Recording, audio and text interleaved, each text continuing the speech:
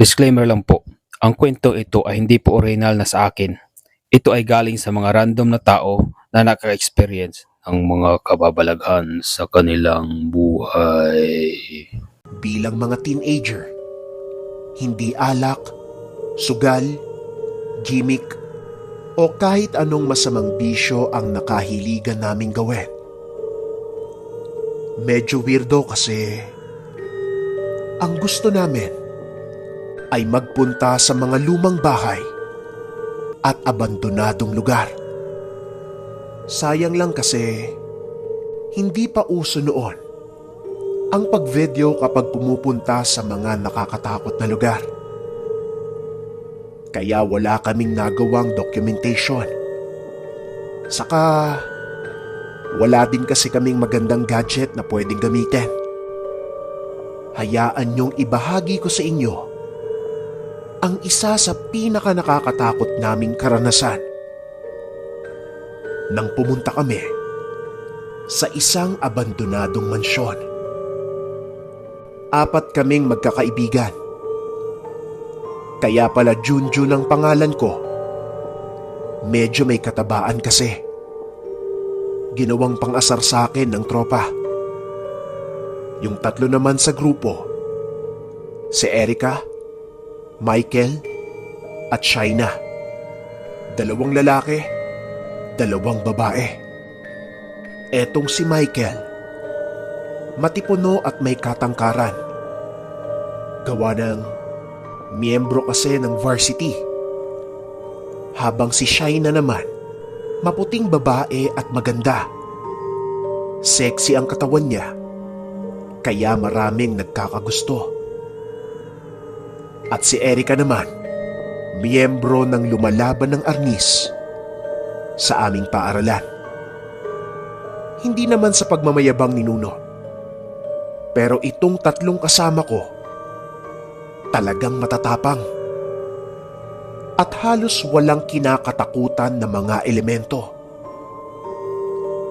Lahat ba naman kasi na makita nilang lugar na nakakatakot, pinupuntahan nila.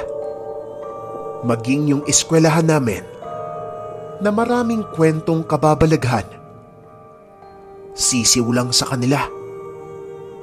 Kahit doon matulog, walang dating. Pero yung karanasan namin sa mansyon, ito ang nagpabago ng aming isipan tungkol sa mundo ng kababalaghan. Ayon kay Shaina, merong nagsabi sa kanya ng lugar na ito. Isa sa mga manliligaw niya. Niyaya siya na puntahan daw nilang 2. Halatang halata daw doon sa lalaki na dumidiskarte lang sa kanya. Pero dahil wala namang pake si Shaina doon, kami na lang magtropa ang niyaya niyang pumunta sa lugar. 3:00 ng hapon, sinilip namin yung mansyon. Tinignan muna namin kung merong trespassing sign at kung saan kami dadaan pagkabalik namin pagsapit ng gabi. Napakalawak ng bahay na ito. Halos kalahati ng street ang sakop. Sinisilip lang namin yung bahay mula sa labas. Mukha namang walang tao doon. At wala din kaming nakitang trespassing sign.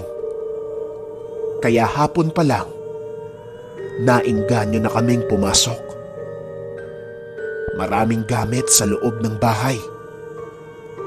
At karamihan doon, luma na at sira-sira pa. Napansin din namin na merong mga parteng sunog. Hindi namin alam kung napagtripan lang ba o talagang nasunog yung parte ng bahay. Nang maikot namin yung lugar, tinandaan namin kung saan kami magpupunta pagsapit ng gabi. Kumbaga, parang minarkahan muna namin. Wala namang kaming naramdamang masama nung nasa loob. Pero bago kami lumabas ng gate, merong isang matandang babae ang nakatayo doon. Uugod-ugod na ang matanda. At kuba na rin ang kanyang likod.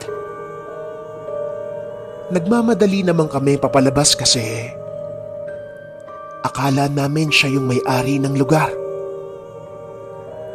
Pero nung makarating kami sa harapan niya, bigla itong nagsalita ng, "Labas! Huwag na kayong bumalik." Napatakbo kami kasi nung tumitig siya sa amin, nakakatakot yung itsura nung matanda. Nang medyo makalayo, sinilip namin uli yung matanda. Hindi naman siya pumasok doon sa loob. Naglakad lang ito papalayo doon sa mansyon. Ang mas kinilabot pa namin, ang sabi kasi ni Erica, wala daw kanal sa bibig yung matanda. Etong si Michael naman, biglang natawa. Baka baliw lang daw yung matanda. Humirit pa si Shaina. Ano naman daw kung walang kanal sa bibig? Mas maganda nga yun eh. Di nakakatakot pagkabalik namin mamayang gabi. At dahil sa sinabi nila, maging kami ni Erica, natawa na lang kasi nagtakbuhan pa kami dahil doon sa baliw na matanda. Matapos naman nun, mag-uuwian muna kami sa kanya-kanyang bahay. Ang usapan, 12:00 ng madaling araw, babalik kami doon. Sa harapan mismo ng mansyon ang meeting place namin. Hindi naman ako nagduda. Sa samahan kasi namin, malinaw na kapag merong kaming pupuntahang ganung lugar, walang mangtitrip. Kaya siguradong pupunta ang lahat. Pero sa lahat ng alis namin, hindi ko alam pero dito ako pinakakinabahan. Hindi ko alam kung konektado pero yung mga signs na nababasa ko sa paligid, lahat ng yon ay pumapatungkol sa wag tumuloy, tigil. Pati yung pakiramdam ko, ibang-iba. Para bang kahit anong oras, merong mangyayaring masama. Napakalakas ng instinct ko. Yung tipong maging busina ng kotse, nagiging alerto ako. Sumakto din pagka-uwi ko ng bahay. Bad trip yung nanay ko. Nag-away kasi sila ng tatay. At sa bahay namin, kapag galit ang nanay, lahat kami sa bahay damay. Mahihirapan akong lumabas kapag ganito. Mas lalong lumakas yung kaba ko sa hindi malamang dahilan. 7:00 pa lang ng gabi. Mahaba pa ang aantaying oras bago kami magkita doon sa mansyon. Minabuti ko munang matulog kasi baka nag-overthink lang ako. Ang problema nga lang, yung itsura ng matandang babae, pabalik-balik sa isipan ko. Maging yung sinabi niya na huwag kayong bumalik at labas. Lahat yun naririnig ko sa aking panaginip. Pabalik-balik yung itsura ng matanda. Hanggang sa nagising na lang ako dahil kumulog ng malakas. Pagkatingin ko sa labas, napakalakas ng ulan. Isang senyales na naman na pumipigil sa aking pumunta doon sa mansyon. 10:00 na ng gabi. Kailangan kong umalis ng 11:00 para makarating sa lugar ng tamang oras. Gusto ko sanang kontakin sila pero wala akong cellphone. Kaya kung gustuhin man nilang kanselahin yung lakad namin, hindi rin pwede kasi hindi nila ako masasabihan. Sa bawat pag-andar ng oras, siya din namang pagbigat ng damdamin ko. Ayaw ko talagang pumunta doon. Pero pupunta ang mga kaibigan ko. Kaya wala akong ibang pwedeng gawin kung hindi ang tumuloy. Tumakas lang ako sa bahay namin.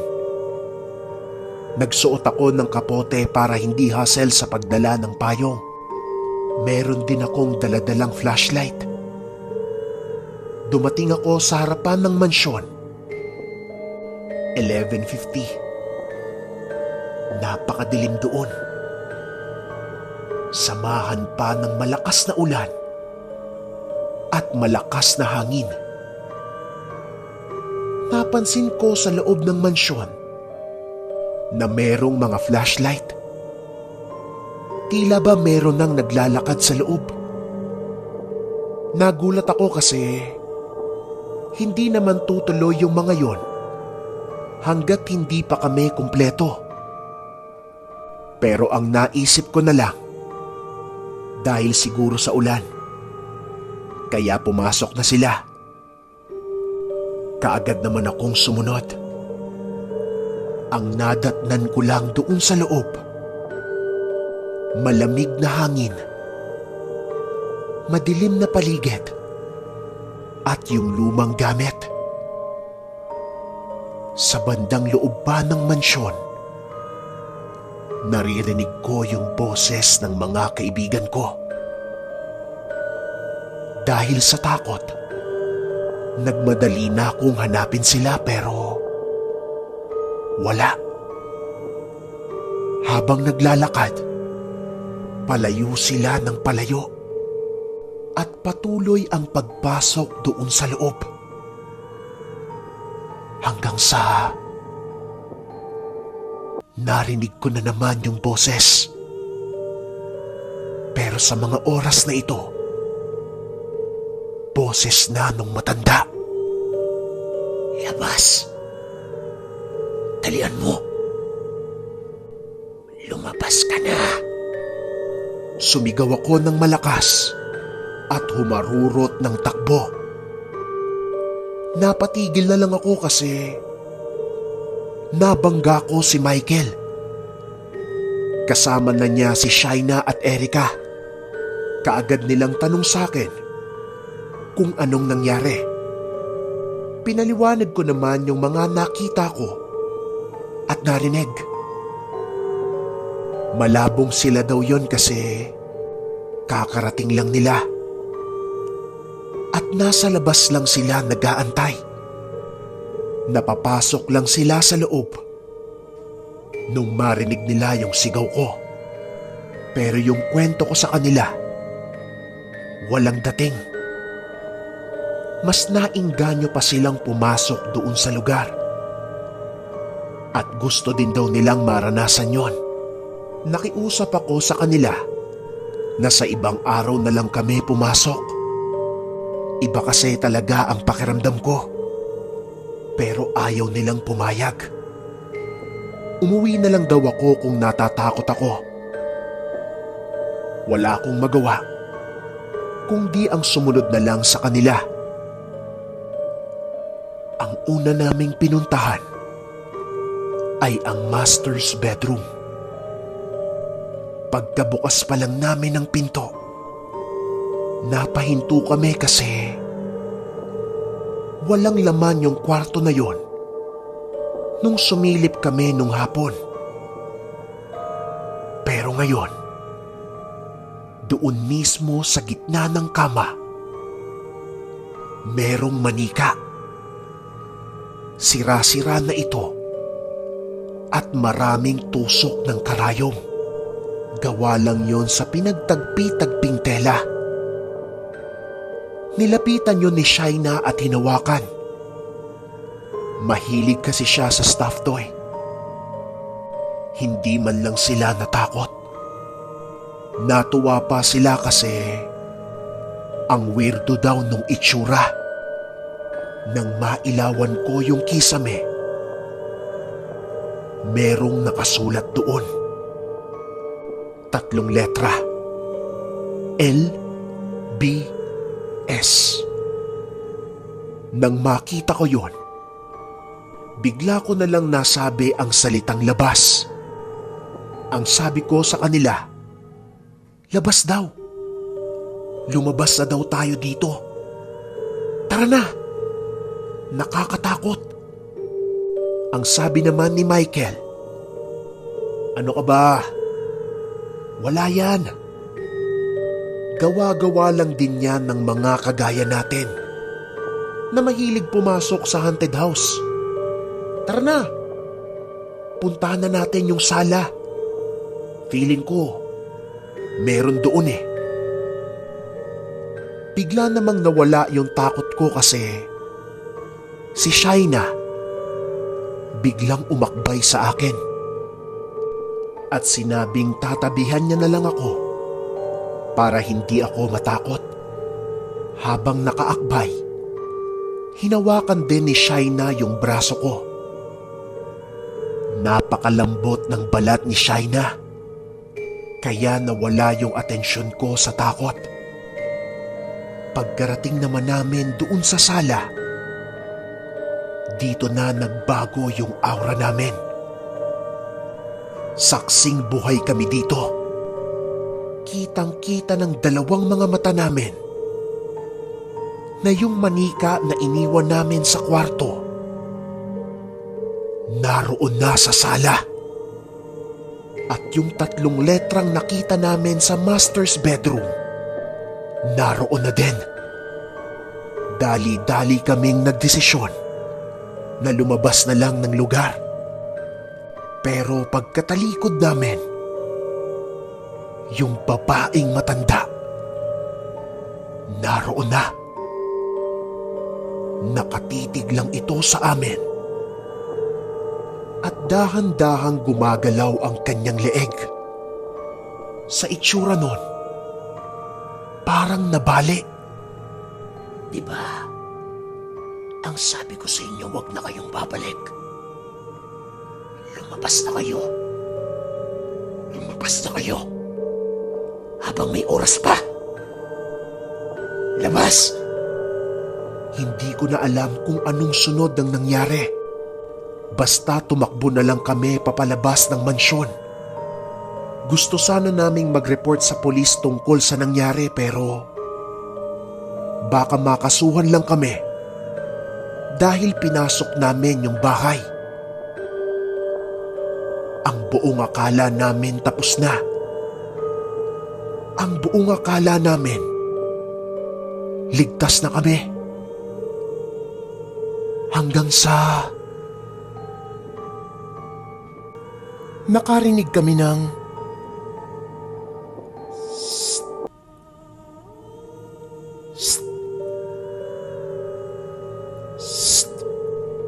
yung direksyon ng tunog nagmumula doon sa malaking puno ng mangga.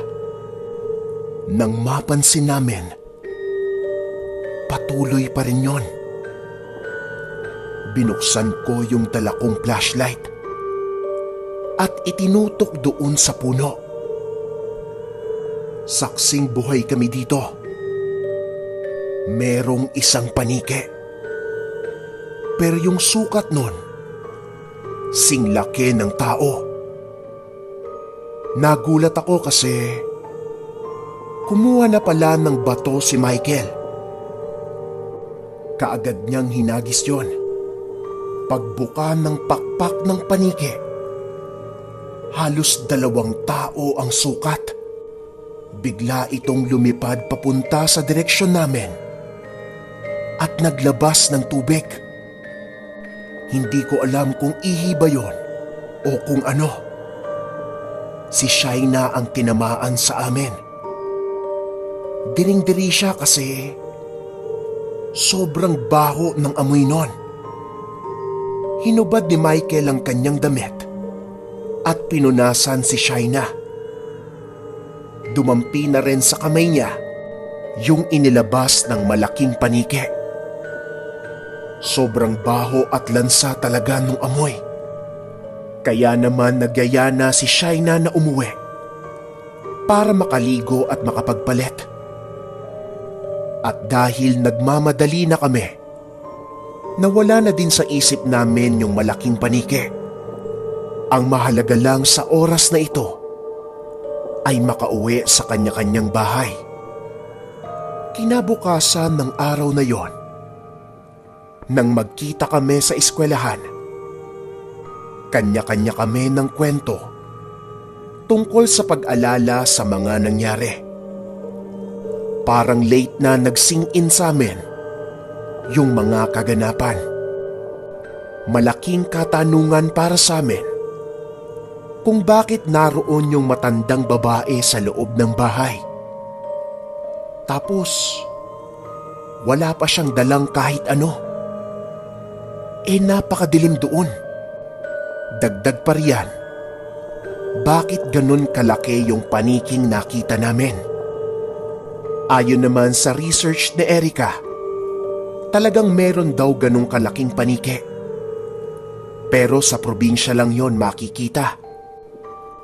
At dahil sobrang daming tanong sa aming isipan, etong si Michael, nagyayang bumalik doon sa mansyon.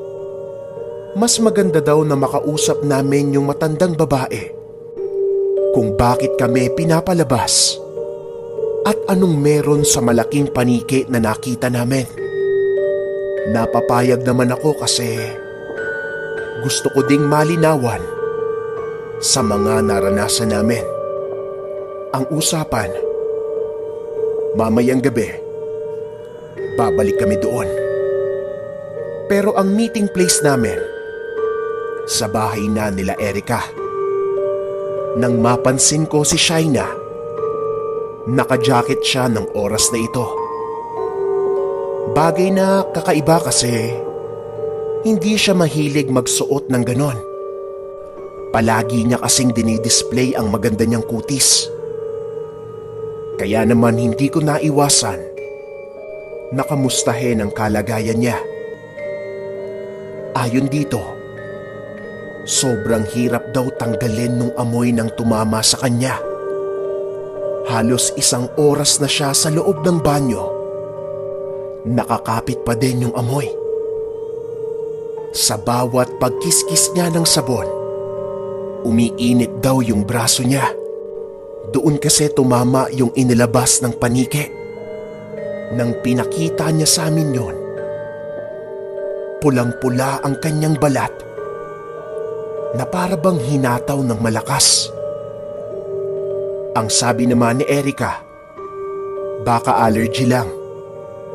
Kasi madumi yung ihi ng panike at na-irritate pa sa sabon na ginamit niya. Hayaan na lang daw muna at tubig na lang ang gamiting panghugas doon.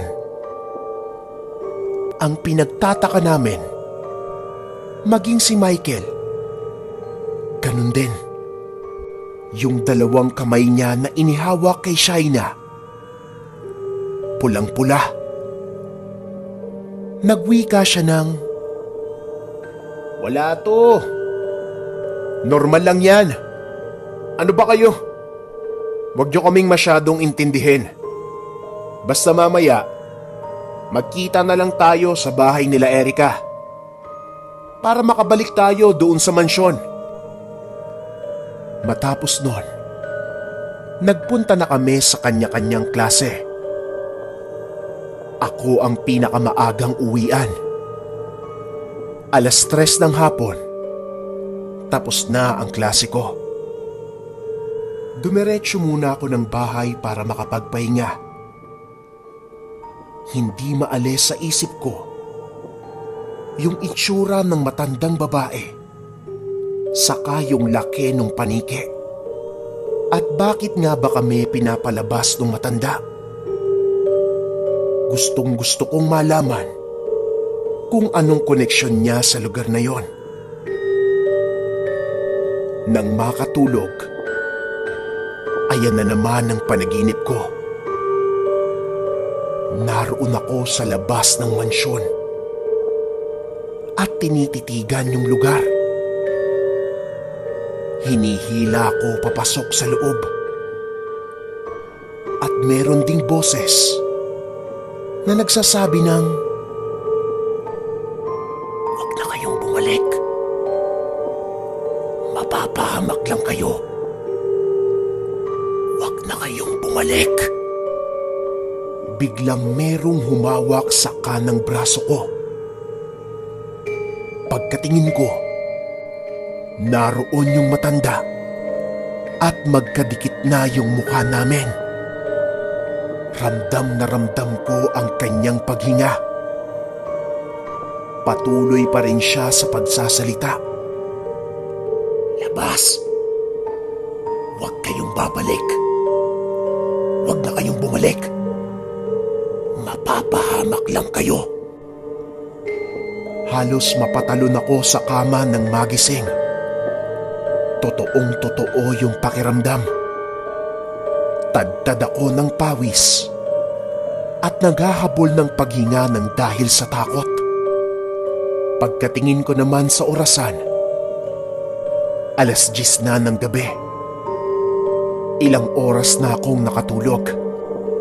Pero yung pakiramdam ko, parang sandali lang. Kaagad na akong kumilos para makapagbihis. Nawala na rin sa isip ko yung panaginip kasi ayaw kong malate sa oras ng pagkikita. Bago naman ako umalis ng bahay, nagulat ako kasi yung tatay ko merong ibinigay na kwintas. Saint Benedict daw ang pangalan nun. Dati niyang gamit. Basta isuot ko lang daw. Sinunod ko lang naman yung sinabi niya kasi wala naman akong alam tungkol doon. Yung tatay ko kasi mahilig sa mga dasal. Naalala ko pa nga noon, sinubukan niya akong kausapin tungkol doon. Pero hindi naman ako interesado. 11:40 nang dumating ako sa bahay nila Erica. Ako ang pinakaunang dumating. Wala pa si Shaina at Michael. Pinapasok niya muna ako sa bahay nila at pumunta kami sa kwarto niya. Sa laptop ni Erica, nakita ko yung mansyon na pinuntahan namin. Nag-research siya tungkol doon sa bahay. Ayon sa kanya, ilang taon na daw na walang nakatira sa bahay na yon. Maraming taong sumubok bilhin yung bahay pero kapag tinitignan daw yung lugar, kung ano-anong elemento ang nagpaparamdam. Bigla na lang merong mababasag, gagalaw yung upuan, o di kaya naman magkakasakit yung bibili. Meron ding mga chismis na may naggagalang aswang sa lugar na yon. Matandang babae na paikot-ikot lang doon sa lugar. Nagtayuan yung balahibo ko sa nalaman ko kasi tama yung nakalagay sa internet. Meron ngang matandang babae doon. Ang nasa isip namin ni Erica, baka yung matanda saka malaking paniki ay iisa lang.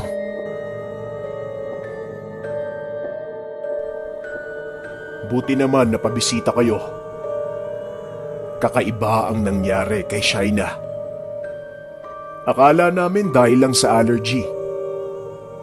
Pero yung balat niya, nagkaroon ng sugat. Meron pa ngang maliliit na butas eh. Tapos ang baho.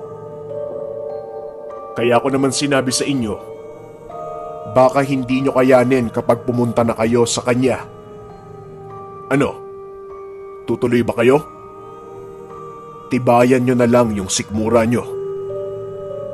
Pagpasok pa lang namin sa loob ng bahay nila, sa first floor pa lang, medyo nakakaamoy na kami ng kakaiba. Malansa tapos ang sakit sa ilong ng amoy. Nakita rin namin yung nanay ni Shaina. May daladalang tuwalya at punong-puno ng nana. Habang naglalakad paakyat sa kwarto, lumalakas din yung alingasaw ng amoy. Yung kaninang malansa, nagiging amoy basura at kanin baboy. Halos magtakip na kami ni Erica ng ilong dahil sa baho. Pagkabukas ng pintuan ng kwarto niya, ang una naming nakita ay yung braso ni Shaina. Halos matuklap na yung first layer ng balat niya. Merong ding mga butas at doon lumalabas yung nana. Hinang-hina na ang kanyang katawan at hirap na rin siyang magsalita nung kinausap kami. Nagwika pa siya ng, "Buti nakabisita kayo. Pasensya na ha. Hindi ko kaya eh. Hindi ko na kayo maasikaso. Hindi ko na magalaw yung braso ko eh. Hindi ko na din siya maramdaman. Parang manhid na. Meron atang lason yung nilabas ng paniki."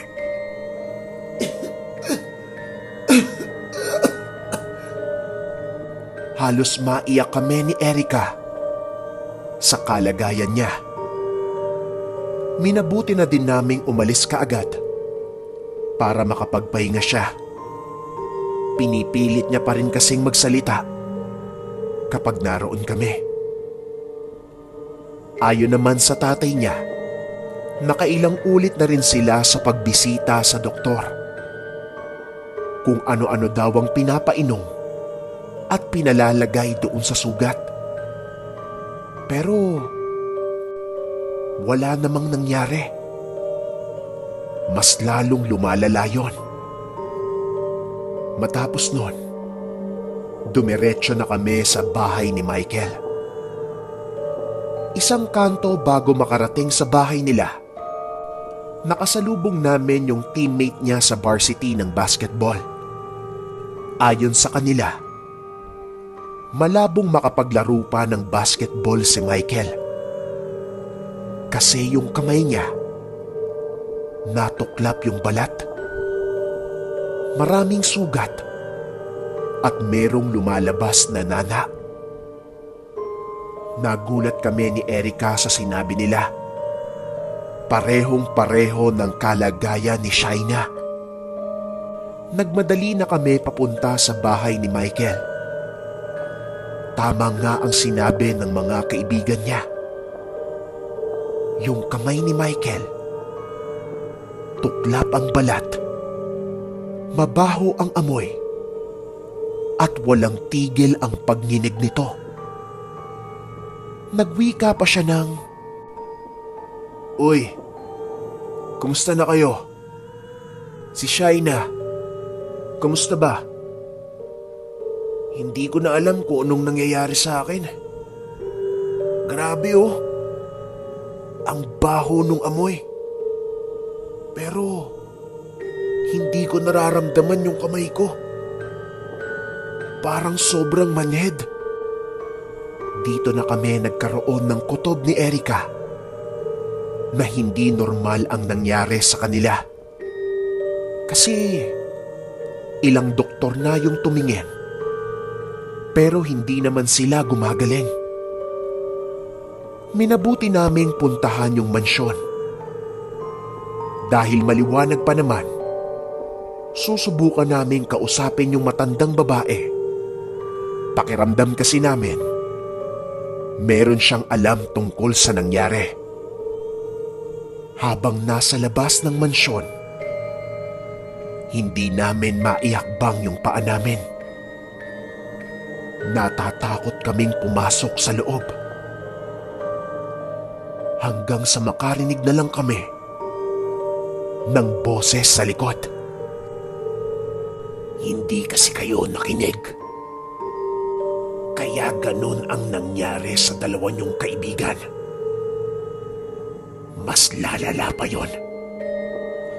Sa paglipas ng araw, natatakot man, sinubukan kong magtanong doon sa matanda kung ano ang ibig sabihin niya at kung siya ba ang may kagagawa nun.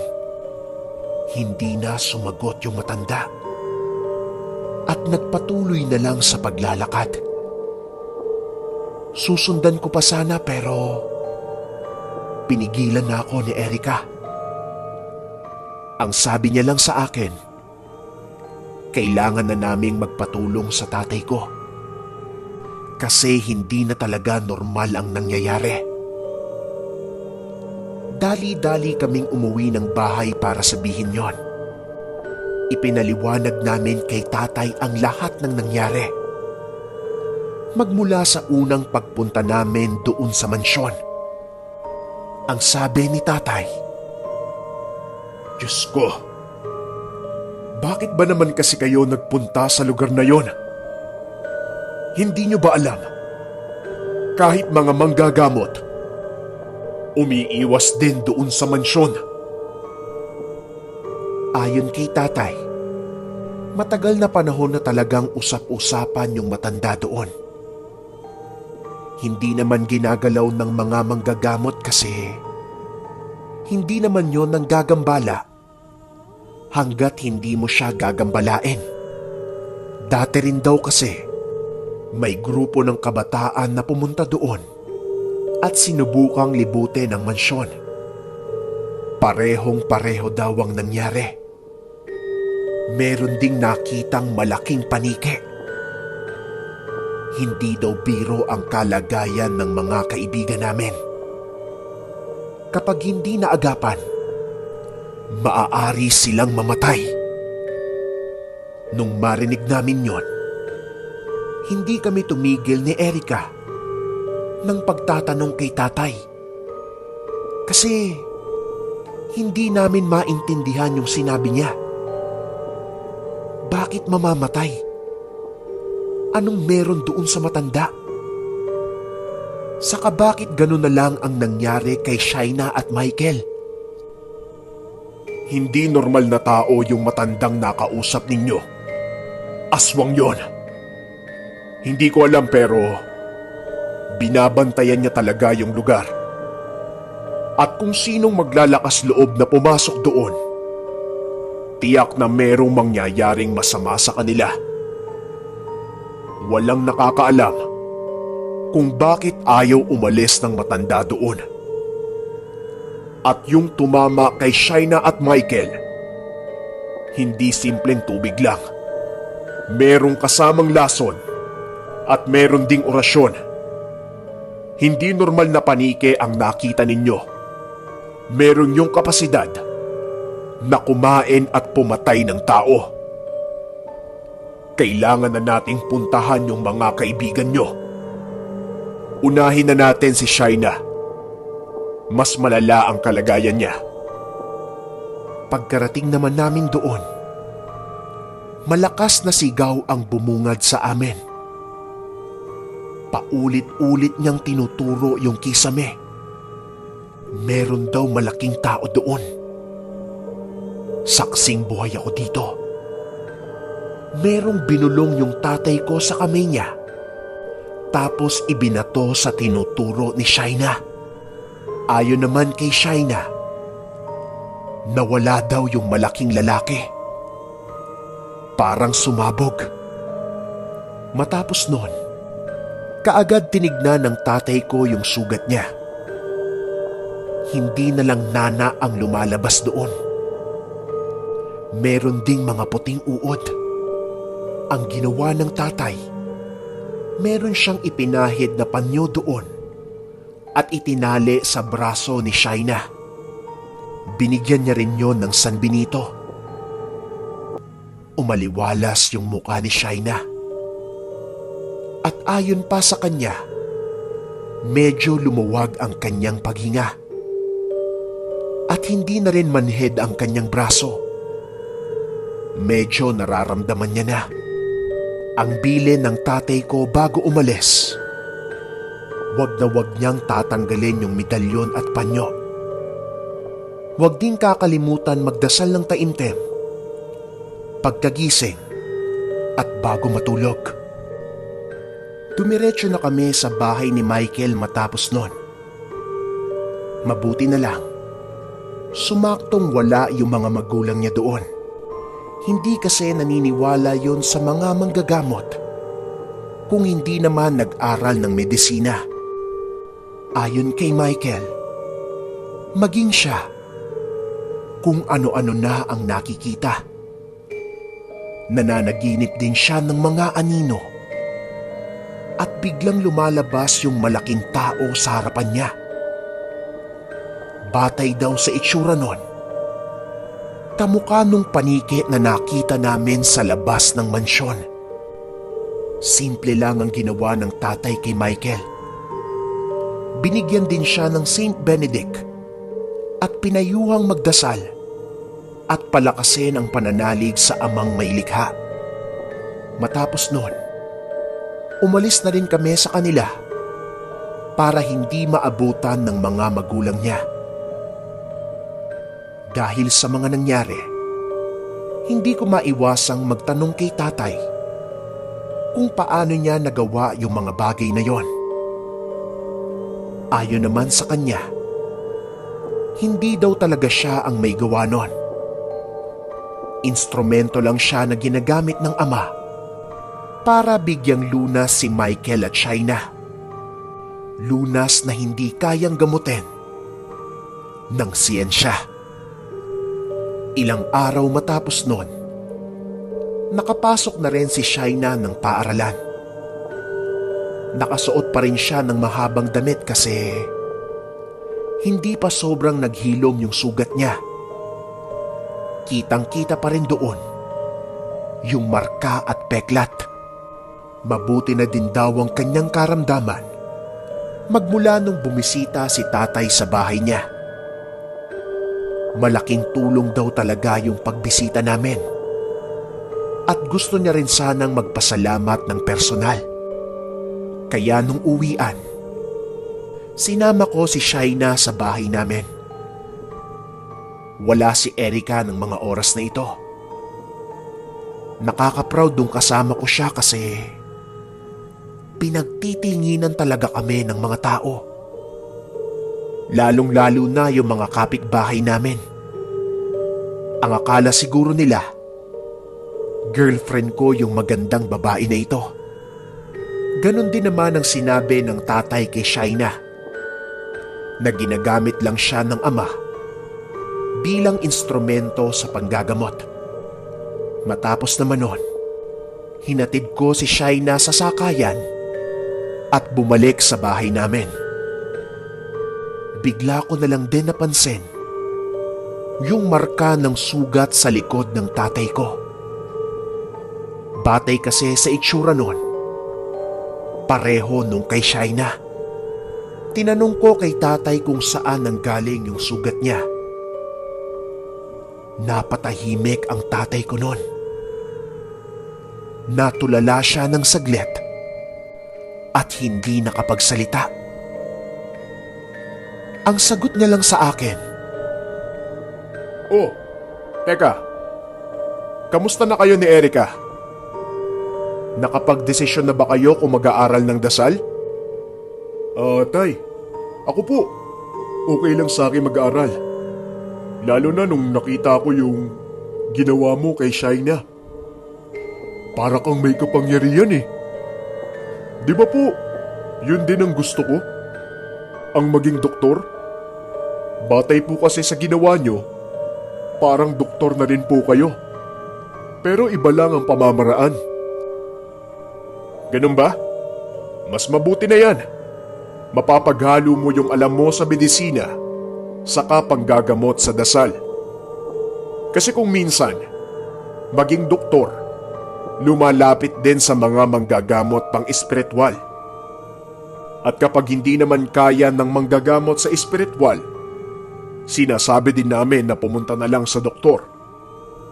Sa kalagayan mo, magandang dalawa ang alam mong pamamaraan. Hindi ko maipaliwanag yung saya na naramdaman ko nung marinig ko yung sinabi ng tatay.